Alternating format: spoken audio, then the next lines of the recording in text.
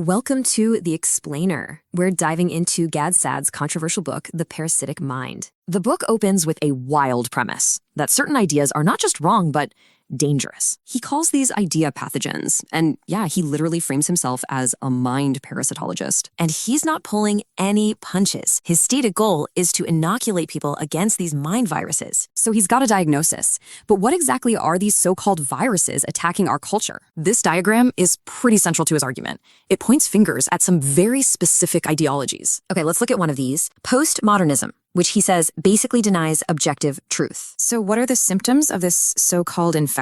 Well, he points to college campuses as patient zero. This quote, from a protest over Halloween costumes, illustrates his point about emotional safety over debate. He argues that creating these safe spaces just prevents students from building up mental immunity. He then offers a ton of examples of what he calls faux outrage shutting down science and speech. To really drive his point home, the author, a Lebanese Jew, defends free speech for everyone. Okay, so that's the diagnosis. The book's final section is all about the prescription, how to fight back. He starts his call to action by framing silence in the face of these ideas as a moral failure. He lays out a few clear steps. Let's break down a couple of the most unique ones. He argues that just changing a social media bio isn't courage. It's a way to feel good without doing good. But his most memorable advice? Activate your inner honey badger and never, ever back down. He shares a personal story of being targeted on Twitter and fighting back, not appeasing his critics. So yeah, the core message is all about resilience and just refusing to be intimidated into silence. He pulls all these strategies into one big idea. Freedom isn't just a given.